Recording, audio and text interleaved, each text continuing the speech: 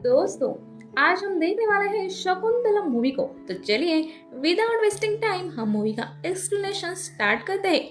Movie के पहले scene में हम कलयुग से पहले का एक नजारा देखते हैं जहां देवताओं और ब्राह्मणों का वास होता है। वहां कुछ पंछी एक नवजात शिशु को अपनी चोंच में पकड़कर एक पेड़ के आश्रय में छोड़कर चले जाते हैं। उस बच्चे की रोने की आवाज को सुनकर वहां के सारे प्राणी इकट्ठा हो जाते हैं। और यही नहीं, उसकी रोने की ध्वनि जब आश्रम के शिष्यों के कान तक पहुंचती है जो अपने गुरुजी कण्वा महर्षि के साथ वहां पर आते हैं। उस शिशु को रोते हुए देख गुरुजी उसे अपनी गोद में उठा लेते हैं। इसी बीच वहां मौजूद शिष्य उन्हें पूछते हैं कि ये छोटी बच्ची कौन है, जिसके बाद गुरुजी उन्हें इस घटना के पीछे की कहानी बताते हैं।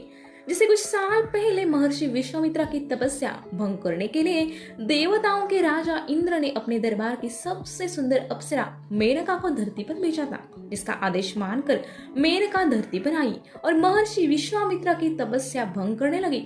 महर्षि विश्वामित्र की तपस्या भंग तो हो गई, लेकिन मेनका की खूबसूरती की वजह से उन्हें एक दूसरे से लगाव हो गया और दोनों एक दूसरे के प्रेम के बंधन में खो गए। जिसके कुछ महीनों के बाद मेनका ने एक पुत्री को जन्म दिया। लेकिन राजा इंद्र ने मेनका को कुछ खास मकसद के लिए धरती पर भेजा था, जो अब पूरा हो गया था। इसके बाद मेनका अपनी बेटी को स्वर्ग नहीं ले जा सकती थी, क्योंकि इंसानों का स्वर्ग में वास मना था। इसलिए मेनका ने कुछ पंछियों की मदद से अपनी बेटी को यहाँ छोड़ दिया और खुद स्वर्ग चली गई। अब इसके बाद में महर्षि कण्वा उस बच्ची को अपने आश्रय में ही गोद लेने का फैसला करते हैं और उसे नाम देते हैं शकुंतला, क्योंकि उसे शकुंतला प्रजाति के पंछियों ने ही यहाँ तक छोड़ा था।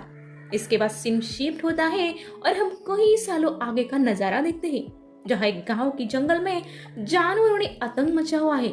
तभी वहां पर होती है दुष्यंत नाम के राजा की एंट्री, जो सारे कला गुणों में परिपूर्ण होता है और जो उन जंगली जानवरों को खदेड़ते हुए जंगल की ओर भगाने लगता है। और फाइनली दुष्यंत जानवरों को ढूंढते ढूंढते एक अनजान जगह पर पहुंचता है। वो देखते हैं कि एक शेर एक हिरण के बच्चे को मारने के लिए उसके पीछे भाग रहा है। लेकिन इससे पहले दुष्यंत शेर पर हमला करे और दोनों जानवर अचानक एक दूसरे से प्यार से खेलने लगते हैं। ये नजारा देखकर तो दुष्यंत भी हैरान रह जाता है। जिसके बाद वहां मौजूद आश्रम के शिष्य वहां के प्यार भरे वातावरण के बारे में उन्हें समझाते हैं। यह सारे जानवर एक दूसरे से प्यार और ममता के भाव से जी रहे होते हैं, जिसे महसूस करने के बाद राजा दुष्यंत को काफी खुशी होती है। अब दुष्यंत वहां के सारे अद्भुत नजारों की सैर करता है, जहां उसकी मुलाकात कण्व ऋषि की पुत्री शकुंतला से होती है, जो काफी बड़ी हो चुकी है। और इसकी सुंदरता को देखकर राजा दुष्यंत को उससे पहले ही नजर में प्यार हो जाता है। अब इससे पहले की बात आगे बढ़ पाती तभी एक जंगली हाथी आश्रम में अपना आतंक फैला देता है। ये देख राजा दुष्यंत बड़ी ही बहादुरी के साथ उस हाथी को कंट्रोल कर लेता है, जिससे वहां के सारे लोग दुष्यंत की जय जयकार करने लगते हैं। इसी बीच आश्रम के शिष्य द्वारा खबर मिलती है कि जल्दी वहां पर काल नेमी राक्षस हमला करने के लिए उस आश्रम को नुकसान पहुंचाने आने वाला है। इसके डर से सारी और अफरा तफरी मच जाती है। अब शकुंतला की सहेली अनुसुईया बताती है कि काल नेमी और उग्रनेमी असुर जाति के वंशज है और ये वही असुर था जब रावण ने सीता माता का हरण करने के लिए स्वर्ण हिरण का रूप बनाकर भेजा था। एक्चुअली हुआ ये था कि इंद्रजीत और लक्ष्मण के बीच मुकाबला हुआ था। तब इंद्रजीत के अस्त्र की वजह से लक्ष्मण मूर्छित हो गए थे, जिन्हें पुनर्जीवित करने के लिए संजीवनी बूटी की आवश्यकता थी। इसके बाद राम जी की कंडीशन को देखते हुए हनुमान जी तुरंत हिमालय संजीवनी बूटी लाने के लिए चले गए। इसका पता लगने के बाद रावण ने तुरंत कालनेमी नाम के राक्षस को वहां पर भेजा ताकि वो हनुमान जी को रोक सके। इसी बीच कालनेमी ने एक ब्राह्मण का वेश बनाकर हनुमान जी का रास्ता रोका और उन्हें समुद्र में स्नान करने की आज्ञा दी। अब ब्राह्मण देवता की आज्ञा को मानकर हनुमान जी भी उस समुद्र में स्नान करने के लिए चले गए। तब एक खूंखार मगरमच्छ ने उन पर हमला कर दिया, लेकिन हनुमान जी परम बलशाली थे। इसके बाद उन्होंने उस मगरमच्छ को अपनी शक्ति से मार दिया, जिसके बाद तुरंत उस मगरमच्छ के अंदर से एक सुंदर देवी प्रकट हुई और कहा कि मुझे कुछ गलतियों के कारण शाप मिला था, जिस वजह से मैं मगरमच्छ बन गई थी, लेकिन आपने मुझे इस शाप से मुक्त कर दिया प्रभु। और जाते हुए और देवी हनुमान जी से भी कहते हैं कि जिनको आप ब्राह्मण देवता समझ रहे हैं और ब्राह्मण देवता नहीं बल्कि राक्षस कालनेमी है, जो आपका रास्ता रोकने के लिए रावण द्वारा भेजा गया है। और फिर क्या था, सामने आने के बाद हनुमान जी और कालनेमी के बीच एक युद्ध हुआ, जिसमें हनुमान जी ने उसके प्राण ले ली और संजीवनी बूटी लेकर राम जी के पास पहुंच ही गए। फाइनली लक्ष्मण जी के प्राण बच गए। अब कालनेमी राक्षस का साया इनके आश्रम पर मंडरा रहा है, इसलिए इस आश्रम को सुरक्षित रखने का पीड़ा राजा दुष्यंत उठाते हैं। जिसके बाद कालनेमी राक्षसों द्वारा आश्रम पर हमला किया जाता है, जिसका बड़े ही बहादुरी से वो सामना करते हैं और उन्हें खदेड़ते हुए जंग भी जीत जाते हैं। और इस तरह से ऋषि मुनियों का यज्ञ पूरा होता है और फिर से एक बार राजा दुष्यंत का सत्कार किया जाता है। खैर, अब इस तरह से आश्रम में शकुंतला राजा दुष्यंत के ख्यालों में खोई हुई है और यही नहीं, राजा दुष्यंत भी शकुंतला को मिस कर रहे हैं। अब एक रात शकुंतला अपने दिल की बात एक मायावी पत्ते पर लिखती है, जिसके बाद राजा दुष्यंत वो पत्र पढ़ लेते हैं। जिसके बाद इन दोनों की फिर से मुलाकात होती है और ये दोनों एक दूसरे के नजदीक आ जाते हैं। इन दोनों की मुलाकात प्यार में बदल जाती है और एक दूसरे से भगवान को साक्षी मानकर शादी भी कर लेते हैं, लेकिन इस बात को गुप्त रखते हैं। लेकिन एक दिन महर्षि कण्वा अपनी तपस्या पूर्ण करके आश्रम वापस लौटते हैं, जहाँ शकुंतला राजा दुष्यंत के बारे में उन्हें सब सच सच बता देती है। वही दूसरी तरफ राजा दुष्यंत को भी महल में वापस लौटना था, इसलिए वो शकुंतला से शादी करके जल्दी उन्हें अपने महल ले जाने का वादा करते हैं और जाते वक्त उसे अपनी याद के खातिर अपनी अंगूठी देते हैं, जिससे वो हमेशा के लिए उनकी यादों में बनी रही। अब इस तरह शकुंतला को कई बातों को मानकर महर्षि कण्वा भी उनकी शादी के लिए राजी हो जाते हैं, जिससे शकुंतला काफी खुश होती है और इसी बीच गर्भवती भी हो जाती है। अब एक दिन उस आश्रम में महर्षि दुर्वासा की एंट्री होती है, जो अपने क्रोध के लिए जाने जाते हैं, क्योंकि उनका क्रोध इतना भयंकर होता है कि देवता भी कांप उठते हैं। अब वह मौज शकुंतला की सहेली प्रेमवदा अनुसया को दुर्वासा के क्रोध के पीछे की कहानी बताती है। कहती है कि ब्रह्मा और महादेव के बीच कुछ मतभेद हुए थे, तब क्रोध में आकर शिवजी ने रौद्र रूप धारण कर लिया, जिस वजह से सारे देवताओं को उन्हें नियंत्रित करना नामुमकिन हो गया था। जिसके बाद शिवजी ने इस क्रोध को शांत करने के लिए महर्षि अत्रि की पत्नी अनुसया के गर्भ में अपने क्रोध को पिंड के रूप में स्थापित कर दिया, जिस रूप में महर्षि दुर्वासा का जन्म हुआ। और यही कारण है कि महर्षि दुर्वासा हमेशा क्रोधित रहते हैं। तभी महर्षि दुर्वासा इन दोनों को बात करते हुए देख लेते हैं और उन्हें शाप देने लगते हैं, लेकिन अनुसया का नाम सुनकर उन्हें अपनी माता का स्मरण होता है, जिस वजह से वो इन दोनों को माफ करके निकल जाते हैं। उसके बाद महर्षि दुर्वासा की मुलाकात शकुंतला से होती है, लेकिन बहुत बार आवाज देने के बाद भी शकुंतला उनकी तरफ ध्यान नहीं देती, क्योंकि वो अपने होने वाले पति राजा दुष्यंत के आगमन विधि को देख रही होती है और इसी वजह से उसे महर्षि दुर्वासा की आवाज नहीं आती है। इस बात का बहुत क्रोध आने के बाद महर्षि दुर्वासा उसे शाप देते हुए कहते हैं कि जिस प्रेमी की याद में तुम मुझे अनदेखा कर रही हो, वो एक दिन तुम्हें भूल जाएगा। इतना कहकर महर्षि वहां से जाने लगते हैं और ये सारी चीजें होते हुए उसकी सहेली प्रेमवदा देख लेती है और महर्षि से माफी मांगते हुए अपना शाप वापस लेने की रिक्वेस्ट करती है। लेकिन महर्षि दुर्वासा के शाप में बहुत शक्ति है, जो वापस लिया नहीं जा सकता था, इसलिए महर्षि उसे इस शाप का तोड़ बताते हुए कहते हैं कि जिस दिन उसके प्रेमी को उन दोनों की प्यार की कोई निशानी दिखाई जाएगी, तभी उसका प्रेमी शकुंतला को पहचान पाएगा, अन्यथा नहीं। अब अगले सीन में हम शकुंतला को देखते हैं, जो अपने आश्रम के कुछ साथियों के साथ राजा के महल की तरफ रवाना होने वाली है, क्योंकि वादे के मुताबिक अब उसे राजा दुष्यंत के पास होना चाहिए। इसलिए वो सारे लोग एक जहाज के जरिए महल की तरफ निकल पड़ते हैं, जहाँ समुद्र के रास्ते के बीच एक तूफान भी आता है, लेकिन वो सुरक्षित महल पहुँचने में कामयाब हो जाते हैं। अब महल में आने के बाद वो लोग दरबार में पहुंचते हैं, जहाँ आश्रम के शिष्य महर्षि कण्वा के दिए गए पत्र के द्वारा वो राजा को सूचित करते हैं कि वो ब्राह्मणों की सुरक्षा करने के लिए जब हमारे आश्रम आए थे, इसी बीच आपका हमारी पुत्री शकुंतला के साथ प्रेम हुआ था और आपके वचन अनुसार आपने उससे विवाह का प्रस्ताव भी रखा था, जिसे अभी पूर्ण करने का समय आ गया है। इसलिए आप उसे पूर्ण रूप से अपनाकर अपनी धर्मपत्नी स्वीकार करें। लेकिन अचानक राजा दुष्यंत उसे पहचानने से ही मना कर देता है, जिससे आश्रम के लोगों से उनकी बहस भी होती है और ये सब महर्षि दुर्वासा के दिए गए शाप का ही नतीजा था, जिस वजह से राजा दुष्यंत शकुंतला को पहचान नहीं पा रहे थे। इसके बाद तमाम कोशिशें करने के बाद भी राजा उसे पहचानने से मना कर देते हैं। इसी बीच शकुंतला की माता गौतमी उसे राजा दुष्यंत की दी हुई अंगूठी के बारे में पूछती है, लेकिन जाने अनजाने में वो अंगूठी एक नदी में गिर गई थी, जिसे वहां मौजूद एक मछली निगल लिया। वो अंगूठी ही एक जरिया थी जिससे राजा दुष्यंत की याददाश्त वापस आ सकती थी।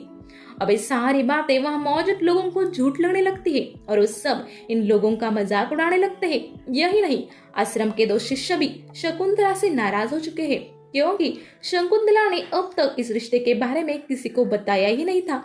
इस वजह से वो गौतमी माता के साथ शकुंतला को अकेला छोड़कर चले जाते हैं। बेचारी शकुंतला अकेली पड़ जाती है और अब उसे साबित करना है कि राजा दुष्यंत ही उसके होने वाले पितर के पिता है। अब शकुंतला की मजबूरी को समझते हुए उस दरबार के विद्वान महाराज से कहते हैं कि जब शकुंतला उस बच्चे को जन्म देगी तो हम उस बच्चे के नए नक्श को देखकर पता लगा सकते हैं कि ये आपका पुत्र है या नहीं। ये सुनते ही शकुंतला राजा को भला बुरा कहने लगती है और प्यार में धोखे का आरोप भी लगाती है। और ये सुनने के बाद सारे मौजूद लोग उल्टा शकुंतला को ही अपशब्द कहने लगते हैं और वहां से बेइज्जत करके उसे बाहर निकाल देते हैं। अब जैसे इस बात का पता गांव वालों को चलता है तो गांव वाले लोग उसे पत्थर मारकर गांव से भगाने लगते हैं और अब बेचारी शकुंतला गर्भ के दर्द की वजह से यहाँ वहां भटकने लगती है। इसी बीच हम उस मछुआरे को देखते हैं जो उस मछली को पकड़कर ले आया है और ये वही मछली है जिसने राजा दुष्यंत ने शकुंतला को दी अंगूठी को निगल लिया था। अब उस मछली को काटने के बाद उस मछुआरे को उसके अंदर अंगूठी मिलती है। इसका लालच आकर वो तुरंत गांव के सोनार के पास जाता है। इसे देखने के बाद सोनार समझ जाता है कि अंगूठी महाराजा दुष्यंत की है, जिसके बाद वो उस चोर को पकड़कर महल में लेकर आता है और महाराज को सारी बातों के पीछे का सच बताता है कि वो अंगूठी मुझे उस मछली के अंदर से मिली थी। ये सभी बातें सुनकर राजा भी हैरान हो जाते हैं, लेकिन जैसे ही राजा की नजर उस अंगूठी पर पड़ती है उसे सारी पास्ट की बातें याद आने लगती है और साथ ही उसे अपनी गलती का एहसास भी होता है कि उसने जाने अनजाने में कितनी बड़ी भूल कर दी। इसके बाद वो दरबार में पूरे लोगों को अपनी कहानी सुनाता है कि किस तरह से उसने शकुंतला से वादा किया था कि गंधर्व के विवाह के बाद वो उन्हें अपनी पत्नी के रूप में स्वीकार कर लेगा। अब उस अंगूठी देने वाले मछुआरे को भी सोने की उपहार देकर खुश कर दिया जाता है, लेकिन अब शकुंतला को ढूंढने में काफी देर हो चुकी थी। तब राजा अपनी पूरी सेना को रानी शकुंतला को ढूंढने के लिए कहता है। बहुत सालों का वक्त बीत जाता है, लेकिन तमाम कोशिशों के बाद भी उन्हें शकुंतला नहीं मिलती। इस वजह से राजा बहुत बेचैन और दुखी हो जाता है और हर वक्त उसे शकुंतला की याद आने लगती है। तभी सीन शिफ्ट होता है और हम इंद्रलोक का नजारा देखते हैं, जहाँ मेनका की बेटे की दुख भरी कहानी सुनी जा रही होती है। किस तरह से उसके साथ छल किया गया, जिसका कारण महर्षि दुर्वासा का शाप था। अपनी बेटी की दर्द भरी कहानी सुनकर मेनका काफी इमोशनल होती है।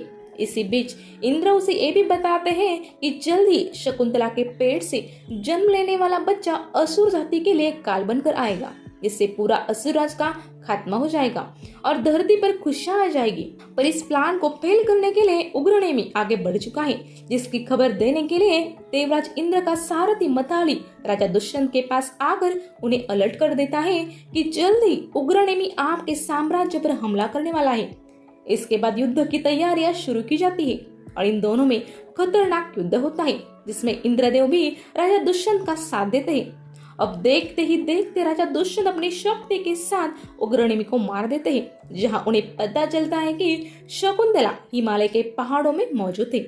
इसके बाद दुष्यंत शकुंतला को ढूंढने के लिए वहां निकल जाते हैं, जहां एक शेर अचानक उन पर हमला कर देता है। लेकिन तभी एक छोटा सा बच्चा उस शेर को शांत करता है, मानो जैसे उसका वो दोस्त हो, और उस बहादुर बच्चे का नाम सर्वदमन होता है। इसकी बहादुरी देखकर दुष्यंत भी काफी हैरान होता है। थोड़ी देर बाद उस आश्रम की कुछ महिलाएं उसे लेने के लिए आती है, जहां उन्हें पता चलता है कि सर्वदमन के हाथ का रक्षा कवच गुम हो गया है। और तभी राजा दुष्यंत की नजर उस कवच पर पड़ती है और वो उसे अपने हाथ में उठाकर उन्हें सौंपने लगते हैं। तभी वहां मौजूद एक शिष्य बताती है कि केवल सर्वदमन के माता पिता ही इसे छू सकते हैं, और अगर कोई दूसरा व्यक्ति ऐसा होता है तो एक कवच सांप के रूप लेकर उसे काट लेता है। लेकिन थोड़ी देर बाद कुछ ना होने के कारण पता चल जाता है कि राजा दुष्यंत इस सर्वदमन के पिता है। तभी वहां पर शकुंतला आती है, जो दुष्यंत को देखकर काफी इमोशनल हो चुकी थी और बहुत दुखी भी। लेकिन उसे पास्ट की वो बातें याद आने लगती है जहां उसे दरबार में बेइज्जत किया था, और वो चीज याद आने के बाद वो गुस्से से वहां से चली जाती है और दुष्यंत उसके पीछे भागता है और उसे मनाने की कोशिश करता है। इसी बीच हम पास्ट के कुछ सीन देखते हैं जहां दरबार से निकाले जाने के बाद शकुंतला ने अपने बच्चे को एक सुनसान जगह पर जन्म दिया। इसके बाद उसे कश्यप प्रजाति के आश्रम में लेकर आई और वही आकर रहने लगी। अब शकुंतला अपने बेटे को लेकर आश्रम में वापस आ जाती है, जहाँ दुष्यंत भी उसके पीछे पीछे आकर उसे बार बार मनाने की कोशिश करता है और अपनी भूल की माफी मांगता है। वह उसे तमाम बातें बताने लगता है जो जाने अनजाने में हो गई थी, लेकिन शकुंतला को उसकी बातों पर यकीन नहीं होता। इसके बाद आखिर में कश्यप प्रजाति शकुंतला को उसकी भूल का एहसास कराती है, जहां वो उसे बताते हैं कि जिस दिन महर्षि दुर्वासा तुमसे मिलने आए थे तब तुम राजा दुष्यंत के प्रेम में खो गई थी, जिसका गुस्सा कर महामुनि ने तुम्हें शाप दिया था और इस सब उसी के कारण हुआ था। इसमें राजा दुष्यंत की कोई गलती नहीं है। इसके बाद शकुंतला को अपनी गलती का एहसास होता है और इसके बाद वो राजा दुष्यंत को अपना लेती है। इसी बीच कश्यप प्रजाति घोषणा करती है कि आने वाले भविष्य में इन दोनों की प्रेम कहानी इतिहास की तरह मनाई जाएगी और साथ ही उनके बेटे सर्वदमन का नाम भरत घोषित करते हैं। एक खुशी का सीन देखकर स्वर्गलोक में मौजूद मेनका काफी प्रसन्न होती है कि अंत में उसकी बेटी को सम्मान पूर्वक राजा ने अपना लिया, और इसके साथ राजा दुष्यंत शकुंतला को बड़े ही आदर सम्मान के साथ महल की ओर लेकर जाते हैं और महल में आने के बाद उनका जोर शोरों से स्वागत किया जाता है, जहाँ आश्रम के सभी शिष्यों के साथ दरबार के प्रमुख अतिथि मौजूद होते हैं। और इसी बीच दुष्यंत और शकुंतला का नटखट पुत्र बहादुरी से इस राज्य की देखभाल करने की कसम खाता है और ये देखकर सभी लोग काफी खुश होते हैं। तो ये पूर्वज साम्राज्य की अनकही कहानी यहाँ पर खत्म होती है। तो दोस्तों, आपको एक कहानी अच्छी लगी हो तो वीडियो को लाइक कर देना और ऐसी ही नई नई कहानियाँ सुनने के लिए चैनल को सब्सक्राइब करना भूलिएगा नहीं। तो चलिए मिलती हूँ अगली वीडियो के साथ, तब तक के लिए गुड बाय।